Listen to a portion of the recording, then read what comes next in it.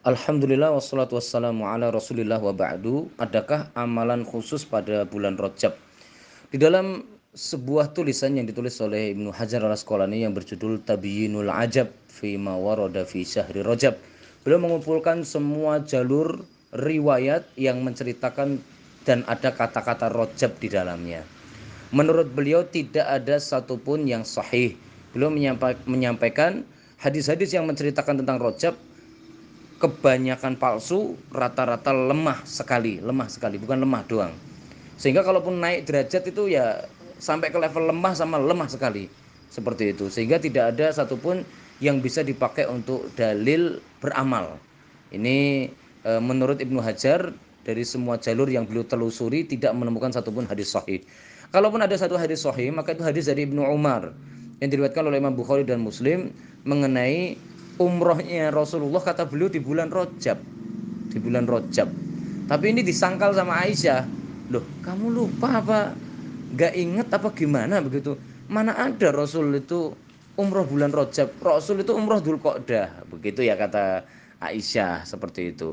Jadi artinya dalam hal ini satu-satunya hadis yang bicara tentang Rajab ya itu ada di hadis riwayat Imam Bukhari dari Ibnu Umar yang menceritakan tentang hal tersebut. Terus adakah amalan? Tidak ada. Kata Ibnu Hajar tidak ada amalan khusus. Kata Imam Nawawi dan lain-lain tidak ada amalan khusus untuk bulan Rajab. Tapi semua amal bagus di bulan Rajab. Semua amal. Sehingga dalam hal ini ya kita ambil aja alaikum minal amal matutikun sebagaimana hadis riwayat Imam Bukhari, pilih saja amal yang kamu gampang laksanakan begitu. Artinya selama di bulan Rajab sebenarnya disyariatkan beberapa hal. Yang pertama kalau mampu puasa. Karena puasa di bulan suci itu jelas menurut 4 madhab, menurut jumhur ulama itu hukumnya adalah sunnah, sangat-sangat bagus kalau kita mampu untuk puasa sunnah selama bulan suci yang 4, Rajab, Dzulqa'dah, Dzulhijjah sama Muharram. Puasa bulan suci. Ya, seperti itu. Jadi ada istilah puasa bulan suci itu di kalangan salaf. Yang kedua, disyariatkan untuk qiyamul lail yang banyak-banyak. Karena memang ini ibaratnya bahasa para ulama angin surga sedang bertiup. Ya. Jadi Allah ini sedang berbagi kemurahan. Maka siapa yang beramal dikit aja diganjar banyak, apalagi amalnya banyak, diganjar lebih banyak lagi. Kemudian yang selanjutnya yang ketiga disyariatkan untuk banyak-banyak bersedekah. Karena kita berharap sedekah di bulan suci seperti ini akan menciptakan kedamaian, dan kedamaian di bulan suci pahalanya paling besar dibanding apapun juga. Yang selanjutnya adalah silaturahmi. Ini juga sangat dianjurkan, ditekankan karena syariat utama di bulan suci Rajab itu adalah dilarang perang. Berarti perintahnya kan sebaliknya, disuruh rukun. Maka kita kalau bisa memperbaiki hubungan dengan kerabat dan sanak famili kita, maka pahalanya sangat besar. Kalau seandainya kita misalkan mampu mengirimkan hadiah, mengirimkan mungkin THR atau apa, tunjangan bulan suci begitu misalkan, TBS bagus. Kalau seandainya kita ada kemampuan rezeki, pahalanya besar karena memperbaiki hubungan di bulan suci pahalanya sangat besar. Nah kemudian yang selanjutnya disyariatkan untuk amal-amal yang lain seperti tilawah Quran, sholawat, berzikir, dan banyak-banyak berdoa.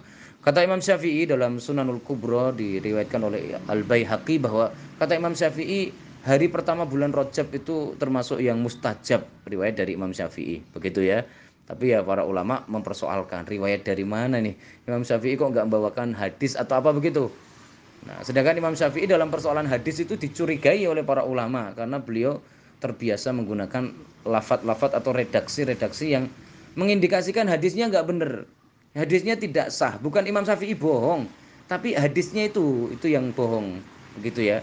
Imam Syafi'inya udah jujur ngeriwayatkan apa yang sampai begitu, tapi untuk hadisnya tidak sampai ke Rasulullah atau mungkin lemah di jalan dan lain sebagainya. Barakallahu. Jadi intinya seperti itu. Jadi tidak ada satupun hadis yang menceritakan keutamaan bulan Rajab. Ini menurut Ibnu Hajar al Asqalani, juga menurut Ibnu Rajab al Hambali dalam Lataiful Ma'arif. Sehingga ya kita bulan Rajab menyikapinya kayak bulan suci aja. Nah, jadi sehingga perbanyak aja untuk hari-hari ini, banyak-banyak ibadah, banyak-banyak sedekah, banyak-banyak untuk zikir.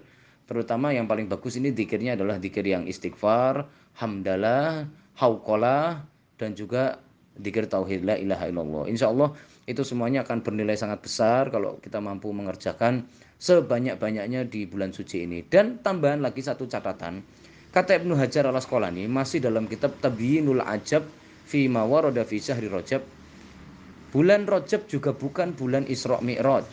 Isra Mi'raj itu Rabiul Awal yang benar. Soalnya kalau pakai rojab nanti jadinya ngawur begitu para ulama.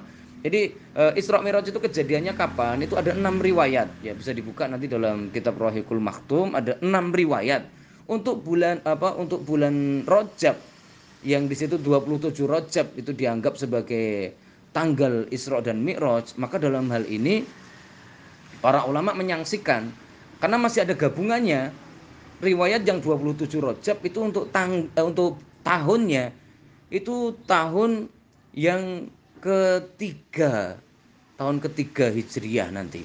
Para ulama loh, Isra Mi'raj kan sebelum hijrah. Ini sedangkan untuk riwayat 27 itu paketnya sama tiga Hijriah. Makanya tidak bisa diterima. Sehingga kata Ibnu Hajar, ngawur siapapun yang bilang kalau bulan Rajab itu bulan Isra Mi'raj, ngawur. Yang benar Rabiul Awal kata beliau. Itu riwayat yang paling mendekati kebenaran dari sisi diroyah, riwayah, dari sisi sejarah, dari sisi logika dan lain-lain. Allah alam bisawab. Hayakallah. تنكأ جرحها فينا وذكراه تناغينا ألا أين الميامين